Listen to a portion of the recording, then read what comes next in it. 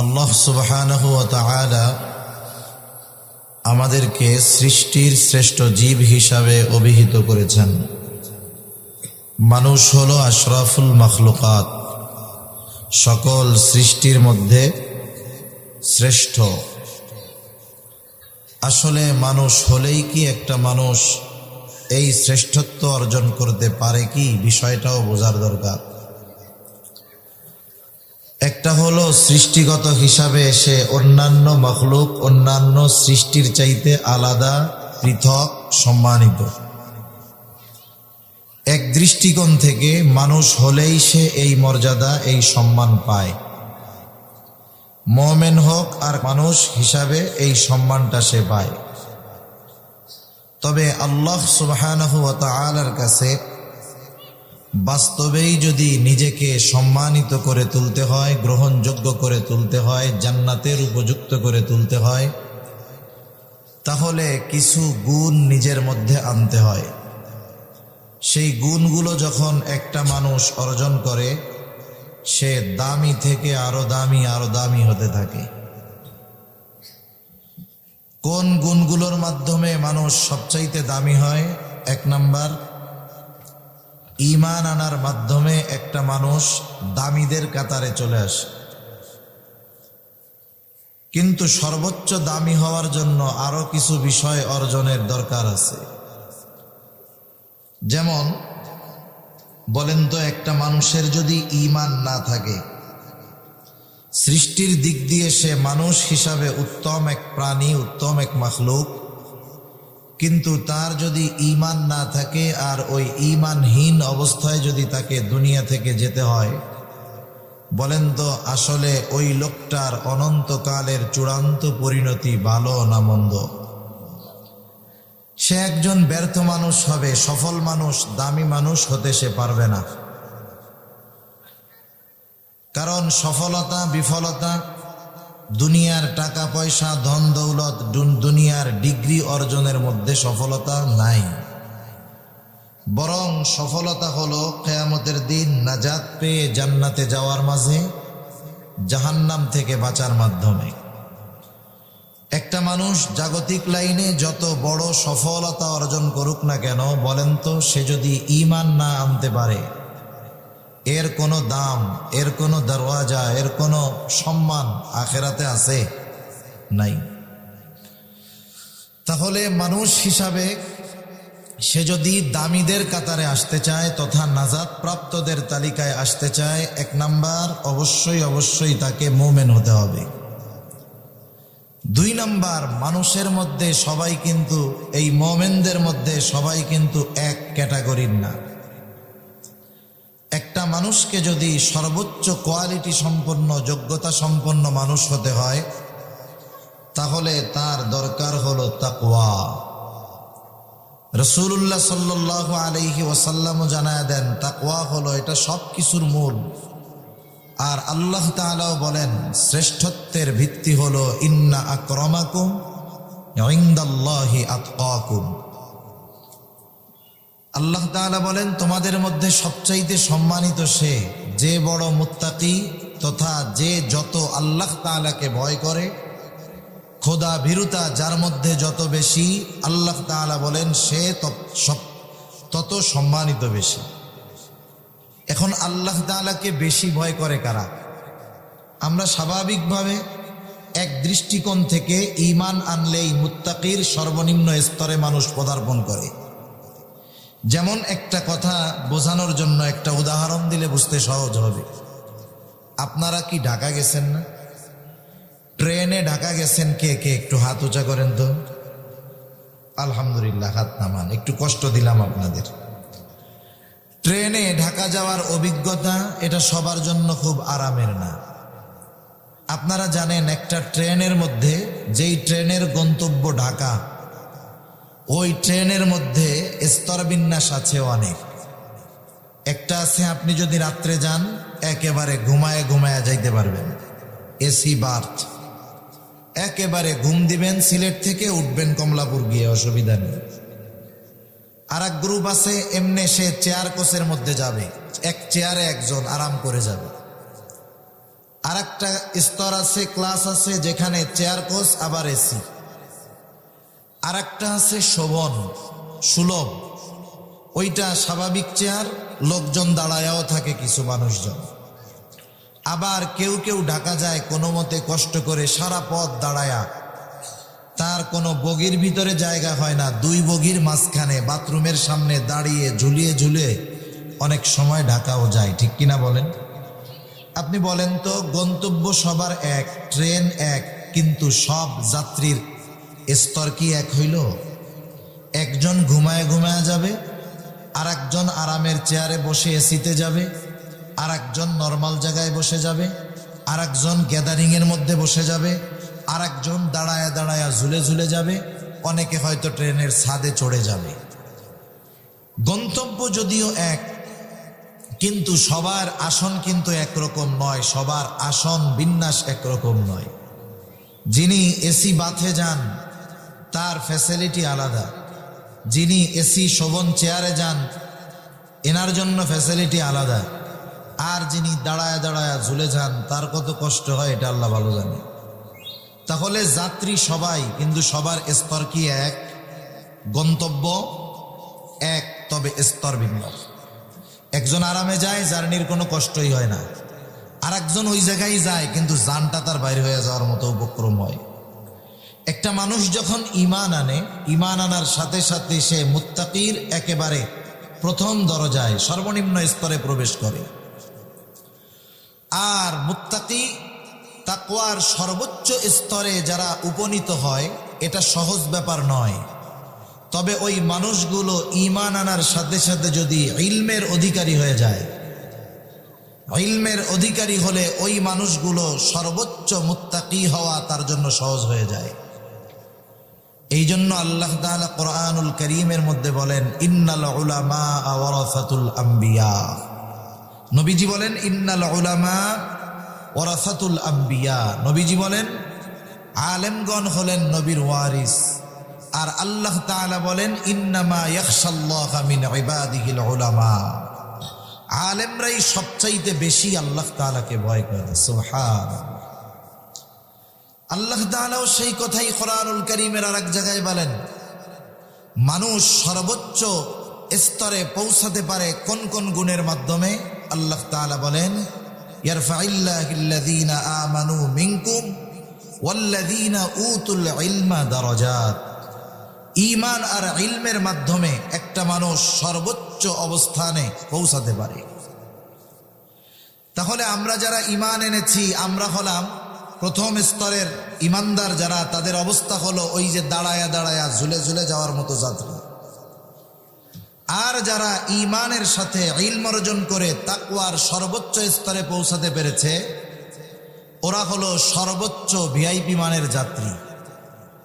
এখন বলেন তো, যেই ব্যক্তি এই 7-8 ঘন্টা ঢাকার সফরে সিট পায় নাই, দাঁড়ায়া যেতে হবে, ওই লোকটার কি মন চায় না যে আমি যদি একটু বসে শুয়ে যাইতে পারতাম আমার জন্য আরাম হইতো? একটু মন চায় না? মন চায়। এই জন্য ঈমান আনার সাথে সাথে আমাদের ইলম অর্জন করাও জরুরি। কমপক্ষে প্রত্যেকটা মুমিনকে ওই পরিমাণ দ্বীন শেখার দরকার যতটুক দ্বারা সে নিজে পরিপূর্ণ শরীয়তের উপরে চলতে পারে এবং তার অধীনস্থদেরকে দ্বীনের উপরে চালাতে পারে। এজন্য রাসূল আকরাম সাল্লাল্লাহু আলাইহি ওয়াসাল্লাম বলেন, তলাবুল ইলমি ফরিদাতুন আলা কুল্লি মুসলিম। দ্বীনে ইলম শিক্ষা করা প্রত্যেক মুসলমান নরনারীর উপরে ফরজ। আপনি যদি জাগতিক জ্ঞান অর্জন করেন কোনো অসুবিধা নাই, যেহেতু আলেমের কথা আসলো, ইলমের কথা আসলো, শিক্ষার ব্যাপারেও তো, জাগতিক শিক্ষার ব্যাপারে কিছু কথা বলা জরুরি। এর সাথে বিষয়টা সম্পৃক্ত, তাই বলার দরকার। দেখেন, এই দুনিয়াতে সাধারণত শিক্ষা দুই ভাগে ভাগ করা যায়। শিক্ষাকে স্বাভাবিক ভাষায় আমরা বলি, একটা হলো জাগতিক শিক্ষা আর একটা হলো ধর্মীয় শিক্ষা। জাগতিক শিক্ষাটা দুই ভাগে বিভক্ত, একটা হলো উপকারী শিক্ষা আর একটা হলো উপকারহীন অনুপকারী শিক্ষা। জাগতিক শিক্ষা ব্যবস্থায় কিছু শিক্ষা আছে যেগুলা উপকার তো নাই, বরং ওইগুলা আরো ঈমান ধ্বংসের কারণ হয়। আপনি বর্তমান শিক্ষা ব্যবস্থার দিকে যদি তাকান, আমাদের কোমলমতি ছোট ছোট শিশুদেরকে এমন এক শিক্ষা ব্যবস্থার মধ্যে নিয়ে যাওয়া হচ্ছে যে ওদেরকে জোর করে বেঈমান বানানো লাগবে না, ওদের শিক্ষাই ওদেরকে বেঈমান বানানোর পথে পরিচালিত করবে। ঠিক কিনা বলেন?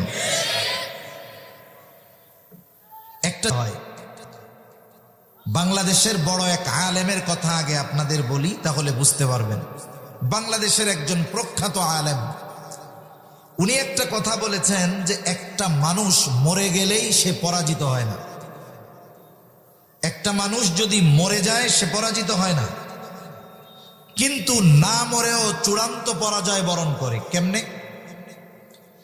একজন যদি পরিপূর্ণ হকের উপরে থাকে, সত্যের উপরে অটল অবিচল থাকে, দ্বীনের উপরে থাকে, তাকে যদি শত্রুপক্ষ এই হকের উপরে থাকার কারণে মেরে ফেলে, হত্যা করে ফেলে, বলেন তো সে কি পরাজিত না জয়ী? বরং তো ইতিহাস এমন অনেক সাক্ষী, সাক্ষ্য আমাদের সামনে আছে, ইতিহাসের এমন ঘটনা যে মৃত্যুর মাধ্যমে চূড়ান্ত বিজয় অর্জিত হয়েছে। আমি যদি সেদিকে যেতে যাই লম্বা কথা হয়ে যাবে, আমার মূল উদ্দেশ্যটা হয়তো চলে যাবে, তাও বোঝানোর জন্য সংক্ষিপ্তসারে বলার দরকার। আপনারা পবিত্র কোরআনুল কারীমের সূরা বুরুজের আলোকে একটা ঘটনা আছে, কুতিলা আসহাবুল উখদুদ, এক বালক যুবকের তরুণের ঘটনা। মোটামুটি মনে হয় সকলের জানা আছে। ঘটনাটার শেষ অংশটা বলা আমার উদ্দেশ্য কথাটা বোঝানোর জন্য। যখন ওই জালেম বাদশাহ ওই বালকটাকে বারবার মারার জন্য চেষ্টা করতেছে, আব্দুল্লাহ বিন তামেরকে, ঈমান আনার কারণে, দ্বীনের উপরে চলার কারণে, বাদশাহ মনে করছে ওকে যদি আমি দুনিয়া থেকে বিদায় করে দিতে পারি, ওকে যদি আমি হত্যা করে ফেলতে পারি, তাহলে আমার রাস্তা ক্লিয়ার, আমার খোদাই দাবির বিরুদ্ধাচরণ করার আর কেউ থাকবে না। বেশ কয়েকবার চেষ্টা করেও সে তার চেষ্টায় সফল হইতে পারে নাই। আব্দুল্লাহ বিন তামের সর্বশেষ বলতেছে, বাদশাহ, তোমার যদি আমাকে মারতে মন চায় তাহলে তুমি তোমার পদ্ধতিতে আমাকে মারতে পারবা না। তুমি যদি আমাকে মারতে চাও তাইলে আমার ফর্মুলা অনুসরণ করে তোমাকে এই কাজ চালাতে হবে। বাদশাহ চিন্তা করতেছে, আমার উদ্দেশ্য হলো ওকে হত্যা করা, এইটা আমার পদ্ধতিতে হোক আর ওর বলে দেওয়া পদ্ধতিতে হোক, আমার কার্য হাসিল হলেই হয়ে গেল। ও মরলেই তো আমার রাস্তা ক্লিয়ার। বলো কিভাবে মরবা তুমি, কিভাবে তোমাকে মারা যাবে? বলে, নির্ধারিত দিনে তুমি ঘোষণা দিবা, সব মানুষকে একত্রিত করবা। যখন সবাই একত্রিত হবে, আমাকে বিসমিল্লাহি রব্বিল গোলাম বলে আমার দিকে তীর নিক্ষেপ করবা।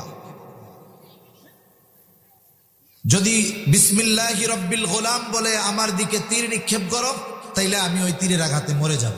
বাদশা চিন্তা করছে, এ তো সহজ এক ব্যাপার, এ কোনো ঝামেলা আছে নাকি?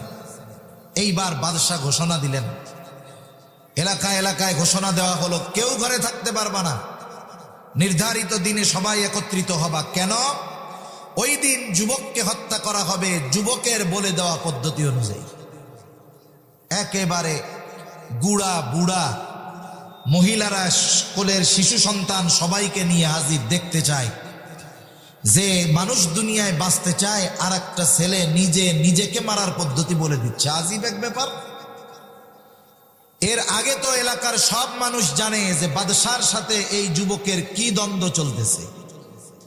দ্বন্দ্ব হলো, এই যুবক তাওহীদের পক্ষে বলে, আল্লাহর পক্ষে বলে, আর বাদশাহ নিজেকেই নিজে খোদা দাবি করে। লড়াই চলতেছে। যাই হোক, সকলেই হাজির। এইবার জল্লাদ বিসমিল্লাহি রব্বিল গোলাম বলে বাচ্চাটার দিকে, বালকের দিকে তীর নিক্ষেপ করছে। অর্থ কি? তীর মারতেছি কার নামে? জোরে বলেন, কার নামে? আল্লাহর নামে। কে সে? সে হলো এই বালকের রব, তথা এই বালকের রব আল্লাহর নামে তীর নিক্ষেপ করতেছি। এই কথা বলে যখন তীর মারছে, যুবকের গায়ে তীর লাগছে, জমিনের উপরে লুটিয়ে পড়ে গেছে, মরে গেছে। ফলাফল কি হলো? ফলাফল হলো যখন সবাই দেখছে, হায়রে এই বালককে বাদশাহ কিছু বলে মারতে পারে নাই, এই বালককে মারতে হলে বালকের রবের নামেই তাকে মারা লাগলো, এর আগ পর্যন্ত বাদশাহ কিছু করতে পারলো না, তাহলে তো এই বালকের রবই হক। এইবার উপস্থিত সকলে সমস্বরে বলতেছে, আমান্না বিরব্বিল গোলাম, আমরাও এই বালকের রবের উপরে ঈমান আনলাম। এখন আমাকে বুঝে থাকলে একটু বলেন, বালক তো মরে গেছে, কিন্তু বালকের মিশন সাকসেস নাকি ফেল? এই জন্য দুনিয়ার জমিনে অনেক মানুষ আছে এরা মরেও জয়ী হয়, আবার দুনিয়ায় অনেক মানুষ আছে এরা বেঁচে থাকে অনেক দিন কিন্তু এরা পরাজিত। এজন্য দেখবেন ইসলামবিহীন লক্ষ মুসলমান নয়, হাজার কোটি মুসলমান হলে যদি মুসলমানিত্ব আমার আপনার মধ্যে না থাকে, আজকে গোটা দুনিয়ায় 200 কোটি মুসলমান, অথচ 1 কোটি সহজে কিছু করতে পারতেছি না। কারণ কি? এই মুসলমানিত্ব সংখ্যায় আছে, বাস্তবে এই 200 কোটি মুসলমানের মধ্যে মুসলমানিত্ব নাই। এই মুসলমানদেরকে মুসলমানিত্বহীন করার জন্য শিক্ষা হলো অন্যতম একটা মাধ্যম, এটা মনে রাখবেন। আমি জানি না কথা আল্লাহ কোন জায়গার থেকে কি দিবে, কিন্তু কথাগুলো আপনাদের স্মরণে রাখতে হবে। তাহলে এই 200 কোটি মুসলমানকে মুসলমানিত্বহীন যদি করতে হয়, অন্যতম মাধ্যম হলো শিক্ষা ব্যবস্থা থেকে ইসলামকে দূর করে দেওয়া।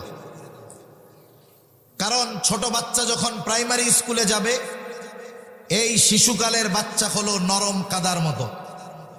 আপনারা আগে মাটির পাত্রে রান্না হইতো, খাওয়া হইতো, দেখছেন আপনারা?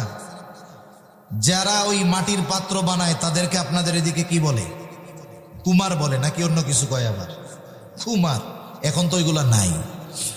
এই কুমার সে কিন্তু আধুনিক প্রযুক্তির মাধ্যমে এত সুন্দর সুন্দর পাত্র বানাইতো তা না। একটা চাকা থাকতো, মাটিটাকে সুন্দর মতো প্রসেস করে মেখে কাদা মাটিটা এইবার ওই চাকার মধ্যে রাখতো, চাকা ঘুরাইতো, আর কুমার তার হাতের নৈপুণ্যতায় একই মাটি দিয়ে গ্লাস বানাইতো, মন চাইলে প্লেট বানাইতো, মন চাইলে পাতিল বানাইতো, যা মন চায় সে বানাইতো। মাটি একই মাটি, কিন্তু হরেক রকমের পাত্র ওই মাটি দিয়ে বানানো যাইতো, ঠিক কিনা বলেন? কেন বানাইতে পারতো হরেক রকমের? কারণ কুমার ছিল অভিজ্ঞ, এক্সপার্ট। এখন বলেন তো, কুমার যত এক্সপার্ট হোক, মাটি যদি শক্ত হয়ে যায়, কুমার যত অভিজ্ঞ হোক না কেন, ওই মাটি দিয়ে কিছু বানাতে পারবে? কশ্চিনকালেও সম্ভব নয়। কুমার অভিজ্ঞ, সাথে মাটি নরম, এই দুইটা জিনিসের সমন্বয় যখন ঘটে, তখন কুমার যা মন চায় মাটি দিয়ে বানাতে পারে। আর যেই মাটি মূল্যহীন, ওই মাটিকে একটা আকৃতি দেওয়ার পরে ওইটাকে আগুনে পোড়াইলে বাজারে দামি হয় না কম দামি হয়? কেউ কি এ কথা বলে? আরে মিয়া, এটা তো মাটির জিনিস, আমাগো বাড়ি কত মাটি আছে, এ কথা কি কেউ বলে? বলে না। একটু চিন্তা করেন, শিশু বাচ্চারা ওই রকম কাদা মাটির নেয়। আপনি যখন এই শিশু বাচ্চাদেরকে দ্বীনি ইলম শিক্ষার জন্য দ্বীনি প্রতিষ্ঠানে পাঠিয়ে দিবেন, আমি এমনি উদাহরণ দেওয়ার জন্য বলতেছি, আর শিক্ষকগণ আলেমগণ হলো ওই অভিজ্ঞ কুমারের ন্যায়। আপনি যদি আপনার ওই শিশু সন্তানটাকে মাদ্রাসার ওই দক্ষ আলেমের হাতে, শিক্ষকের হাতে তুলে দিয়ে যদি বলেন, হুজুর আমার সন্তানটাকে আপনি দামি সন্তানে পরিণত করে দিবেন, আশা করা যায় ওই আলেম আপনার এই শিশু সন্তানের যত্ন নিয়ে, মাটি ছিল মূল্যহীন, ওইটার যখন আকৃতি হয়েছে, আগুনে পোড়াইছে, দামি হয়ে গেছে, আপনার সন্তানটাকেও ওই আলেম দ্বীন শেখানোর মাধ্যমে সমাজের সর্বোচ্চ সম্মানিত মানুষে পরিণত করবে ইনশাআল্লাহ। তার চাহিদা অনুযায়ী আল্লাহ ওয়াইজের মুখ দিয়া বাইর করে। এমনও বিষয় থাকে যে একটা বিষয় আমি বলতে চাচ্ছি বারবার, কিন্তু আল্লাহ আমাকে ঠেলে নিয়ে যাচ্ছে আর একদিকে। আমার মনে হচ্ছে কেন জানি বারবার আমার দিল বলতেছে যে কথাগুলো বলার দরকার, আসতেছে, এটা আসলে জরুরি। সেজন্য রাগ হয়েন না, আমি একটু বলতে দেন আমারে। ইসলাম ও নৈতিক শিক্ষা, এই বাক্যের মধ্যে কি মেসেজ আছে? আচ্ছা, আপনাদের জিজ্ঞাসা করি, বুঝে থাকলে একটু জবাব দিবেন। বলেন তো ইসলামের মধ্যে নীতি নৈতিকতা আছে না নাই? ইসলাম যে নৈতিকতার শিক্ষা আমাদের দিয়েছে সেটা কি পূর্ণাঙ্গ নাকি অপূর্ণাঙ্গ? নিঃসন্দেহে পূর্ণাঙ্গ। নীতি নৈতিকতা শেখার জন্য ইসলামকে বাদ দিয়ে নীতি নৈতিকতা পূর্ণভাবে অর্জন করা কেমন অসম্ভব, সুয়ের ছিদ্র দিয়ে উট প্রবেশ যেমন অসম্ভব, ইসলামকে বাদ দিয়ে নীতি নৈতিকতা শিক্ষা করা এটাও ওর চাইতে আরো বেশি অসম্ভব। এখন আসেন, বলতে পারেন হুজুর কথা তো দুইটাই আছে। না, আমরা যখন বই পড়ছি আমাদের বইয়ের নাম ছিল ইসলাম শিক্ষা, এখন নাম দিল ইসলাম ও নৈতিক শিক্ষা। এর মানে কি বুঝলেন? ইসলামের মধ্যে নৈতিকতা নাই, এই জন্য আলাদাভাবে নৈতিকতা শিখতে হয়। আপনাকে আমাকে কি বুঝাইতে চাচ্ছে জানেন? যে শুনেন, আসলে ইসলামের উপরে চললে নৈতিকতা শিখা যায় না। নৈতিকতা এক জিনিস, ইসলাম হলো আর এক জিনিস। নাউজুবিল্লাহ বলেন। ইসলাম থেকে নৈতিকতাকে আলাদা করার কোনো প্রশ্ন ছিল না। কারণ আমরা আমাদের ইসলাম শিক্ষা বইয়ে, আমার এখনো মনে আছে, ইসলাম শিক্ষা বইয়ের মধ্যে যে শিক্ষা আমরা পেয়েছি, নামাজের জন্য, ওযুর জন্য, গোসলের জন্য, সমাজে বড়দের সাথে কেমন আচার আচরণ হবে, ছোটদের সাথে কেমন ব্যবহার হবে, আমাকে কিভাবে খানা খেতে হবে, কি কাজ করতে হবে, এই নীতি নৈতিকতা পূর্ণাঙ্গভাবে আমরা ইসলাম শিক্ষা বইয়ের মধ্যে পেয়েছিলাম। কিন্তু এখন ইসলাম ও নৈতিক শিক্ষা এই দুইটো বাক্যকে, শব্দকে, ইসলাম থেকে নৈতিকতাকে আলাদা করার দ্বারা আমাদেরকে এই মেসেজ দেওয়া হচ্ছে, আগামী প্রজন্মকে এই বিশ্বাসে বড় করে তোলা হচ্ছে যে ইসলাম এক জিনিস, নৈতিকতা আর এক জিনিস। বোঝাতে চাইতেছে ইসলাম হলো নামাজ, রোজা, হজ, যাকাত, এই ধরনের কিছু বিষয়ের নাম, আর নৈতিকতা হলো আলাদা অন্য কিছু বিষয়ের নাম। এগুলো সূক্ষ্ম ষড়যন্ত্র, এগুলো সবার মাথায় ধরবে না, এটাই স্বাভাবিক। এজন্যই উলামা ইকরামের দরকার, ঠিক কিনা বলেন? এই উপমহাদেশ প্রায় 200 বছর শাসন করেছে। কয়শো বছর? 200 বছর। ব্রিটিশরা যখন শাসন করেছে, বলেন তো উপমহাদেশে মুসলমানের সংখ্যা বেশি ছিল না হিন্দুদের সংখ্যা বেশি ছিল? হিন্দুদের সংখ্যা। এ দুনিয়ায় যারা বলে যে ইসলাম অমুসলিমদের উপরে জুলুম করেছে, এরা ডাহা, মিথ্যা কথা বলে। বছর শাসন করেছে মুসলমানেরা, তাও এমন এমন শাসক ইতিহাসে গেছে এই 800 বছরের মধ্যে, ওই অমুসলিমদের ভাষায় বলি তারা কট্টর মুসলমান। তাহাজ্জুদ তাদের ছুটে যাইত না। এমনকি এমন শাসকও গেছে, আপনারা শুনে থাকবেন, যে তার আসরের পূর্বে যেই 4 রাকাত সুন্নাত, এটাও ওই শাসকের ছুটে নাই। এমন মুসলমান শাসক উপমহাদেশ শাসন করছে। যদি তারা অমুসলিমদের প্রতি সর্বোচ্চ বিদ্বেষ রাখত, 800 বছরে গোটা উপমহাদেশ অমুসলিম শূন্য হয়ে যেত, ঠিক কিনা বলেন? কিন্তু 800 বছরের ইতিহাসে দেখা গেছে, দিন গেছে, হিন্দু অমুসলিমের সংখ্যাই বাড়ছে। যখন শাসন গ্রহণ করেছে এই উপমহাদেশ, তারা তো শাসন না, শোষণ করেছে 200 বছর। তারা তাদের এই শাসন কার্য পরিচালনার ক্ষেত্রে হিন্দু বা অন্যান্য অমুসলিমদেরকে কোনো বাধা মনে করে নাই। তারা চিন্তা করেছে যে এই উপমহাদেশে আমাদের সাম্রাজ্য যদি বিস্তার করতে হয়, এই শাসন ব্যবস্থাকে যদি সুদূর প্রসারী করতে হয়, দীর্ঘ সময় যদি উপমহাদেশ শাসন করতে হয়, তারা অ্যানালাইসিস করে পেয়েছে 2টা জিনিস আমাদের ক্ষেত্রে সবচাইতে বড় বাধা।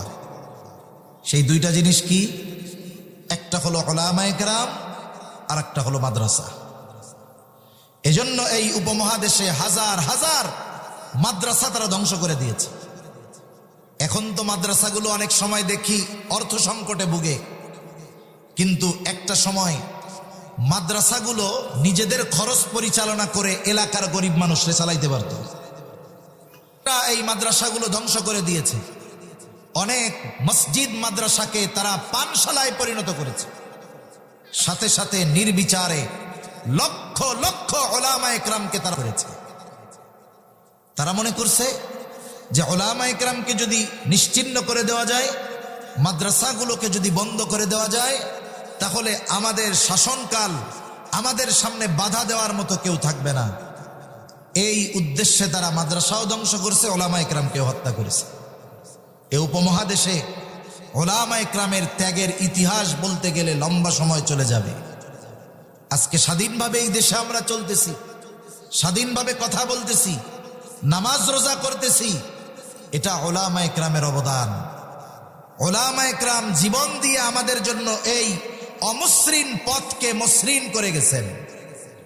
আজকে যদি এই বাংলাদেশের স্বাধীনতার ইতিহাসের পেছনের দিকে যান, ওলামা ইকরামের এই স্বাধীনতার পেছনে বড় অবদান। আমাদের সন্তানদেরকে এইগুলো শিখিয়ে শিখিয়ে মুসলমান ইসলাম থেকে দূরে সরাচ্ছে। একটা সময় আসবে যখন এই মানুষগুলো নামে পরিচয়ে লেখায় মুসলমান থাকবে, কিন্তু ওই দিনহীন শিক্ষার কারণে তাদের মধ্যে মুসলমানিত্ব থাকবে না। ঠিক কিনা বলেন? এটাই তাদের মূল উদ্দেশ্য। একটা একটা বললে তো অনেক কথা হয়ে যাবে। সপ্তম শ্রেণীর একটি বই, সপ্তম শ্রেণীতে কারা পড়ে? কমপক্ষে কেউ বালেগ বালেগা অথবা একেবারে বালেগ বালেগা হওয়ার দ্বার প্রান্তে যারা, তারা পড়ে। কমপক্ষে 13 বছর বয়সেই তো ক্লাস 7-এ যায় নাকি? আর বালেগ হওয়ার সর্বোচ্চ মেয়াদ রাসূলুল্লাহ সাল্লাল্লাহু আলাইহি ওয়াসাল্লাম বলেন 15 বছর। আহাদুল বুলুগ, বালেগ হওয়ার সর্বশেষ সীমারেখা 15 বছর। তা 15 বছর আবার ইংরেজি হিসাবে না, আরবি হিসাবে। এইবার যদি হিসাব করেন তাইলে ইংরেজি হিসাবে 14.5 বছর বয়সে একটা ছেলে বালেগ হয়ে যায়, এর আগেও হতে পারে, এটা সর্বশেষ সীমা। আরেকটা মেয়ে 9 বছরে বালেগা হতে পারে, 9 বছরেও বালেগা হতে পারে। তার মানে আমার আপনার সন্তানেরা অথবা ভাই বোনেরা ক্লাস 7-এ যখন ওঠে, তারা কি অপ্রাপ্ত বয়স্ক নাকি প্রাপ্তবয়স্ক? নিঃসন্দেহে তারা বালেগ। একজন নাবালেগ সে যদি হাফ প্যান্ট পরে, হাঁটুর উপরে প্যান্ট পরে, তার সওয়াব হবে না গুনাহ হবে? অপ্রাপ্তবয়স্ক গুনাহ হবে? হবে না। কিন্তু যদি একটা প্রাপ্তবয়স্ক সন্তান ছেলে যদি ফরজ তরক করে, নাভির নিচে প্যান্ট পরে, হাঁটুর উপরে পড়ে, বলেন তো গুনাহ হবে কি হবে না? একটা মেয়ে যদি, প্রাপ্তবয়স্কা মেয়ে, সে যদি হাফ প্যান্ট পরে, বলেন তো গুনাহ হবে কি হবে না? নিঃসন্দেহে হবে। এটা অশ্লীল, এটা অশালীন, এটা আমাদের কমিউনিটির সাথে যায় না, এটা আমাদের মুসলমানদের সাথে যায় না, এমনকি হিন্দু ধর্মের সাথেও এটা সাংঘর্ষিক। কোন হিন্দু বালেগা নারী মেয়ে, 13-14 বছর বয়সের মেয়ে একটা হাফ প্যান্ট পরে রাস্তায় ঘুরে ফিরে চলতে তারা লজ্জা পায়। দেখেন ওই কাভার পেজে, সপ্তম শ্রেণীর সম্ভবত সামাজিক শিক্ষার কাভার পেজে হাফ প্যান্ট পরা একটা মেয়ের ছবি দেওয়া। বইটা কিন্তু সপ্তম শ্রেণীর, খেয়াল করতে হবে, আমি আগেই বলেছি। একটা বইয়ের একটা অক্ষর থেকে নিয়ে যত ছবি দেখবেন, যা কিছু আছে, সব কিছুর মধ্যে শিক্ষণীয় বিষয় আছে। এখন এখানে এই ছবি দেওয়ার কারণ কি? কি বোঝাতে চায়? বোঝাতে চায় যে তুমি ক্লাস 7-এ পড়ো ঠিক, হাফ প্যান্ট পরে ঘুরে বেড়াইলে কোনো অসুবিধা নেই। কথা বুঝতে পারছেন? আমি শুধু আপনাদের মাথায় এতটুকু কথা দিয়ে যাচ্ছি যে আমি আপনি এদেশে স্কুলগুলো পরিচালনার ক্ষেত্রে যে বেতন দেওয়া হয়, এগুলো আমার আপনার ট্যাক্সের একটা অংশ থেকে দেওয়া হয়। আপনি বলতে পারেন, হুজুর আমার তো টিএনআই নাই, আমি তো ওই ট্যাক্স ম্যাক্স দেই না। কিছু ট্যাক্স আছে বাধ্যতামূলক দিতেই হয়, আর কিছু ট্যাক্স আছে শর্ত সাপেক্ষে দিতে হয়। আপনি যখন বাজার থেকে 1 টাকার কোনো জিনিস কিনেন, ওই 1 টাকা থেকে কমপক্ষে 15 পয়সা বেশি নেওয়া হয় ওই জিনিসটার মূল্য। কেন? এই 15% হলো ভ্যাট। আপনি ইচ্ছায় অনিচ্ছায় দেশ পরিচালনার জন্য পার্টিসিপেট করেন, টাকা দেন, হয়তো ইচ্ছায় দেন, না হয় অনিচ্ছায় দেন, দেনই আপনি। আপনার আমার দেওয়ার টাকায় আমার আপনার সন্তানকে শিক্ষা দিয়ে দিনহীন করতে চায়। বলেন তো এই ষড়যন্ত্রের সাথে যারা লিপ্ত যুক্ত, তাদের বিরুদ্ধে দুর্বার আন্দোলন গড়ে তোলার দরকার আছে না নাই? এখন বিষয় হলো, এই যে কথাগুলো আমি আপনাদের খেদমতে বললাম, এটা কিন্তু একজন সাধারণ মানুষ বলবে না। একজন সাধারণ মানুষ আপনাদেরকে এই বিষয়ে সচেতন করবে না। এই বিষয়ে আপনাদেরকে সচেতন করবে উলামায়ে কেরাম, অথবা আপনাদেরকে সচেতন করার ব্যবস্থা করে দিবেও উলামায়ে কেরাম। কারণ উলামায়ে কেরাম এ জাতির মানুষের ঈমান হেফাজতের সৈনিক, এরাই হলো উলামায়ে কেরাম। মনে রাখবেন, আমাদের দেশে প্রতিরক্ষা বাহিনী আছে না নাই? বাহির থেকে যদি কোনো শত্রু আক্রমণ করে স্থলপথে, তাহলে আছে সেনাবাহিনী।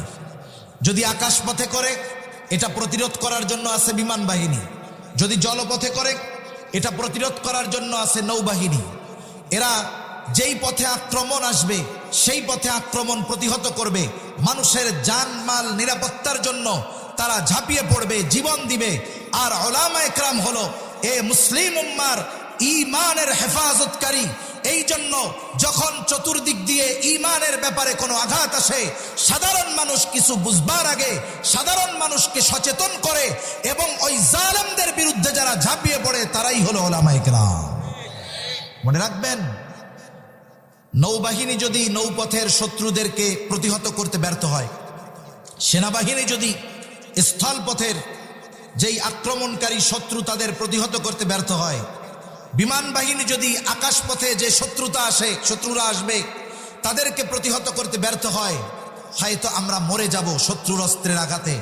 কিন্তু যদি ঈমান থাকে আমরা মরে যাব ঠিক, হারব না।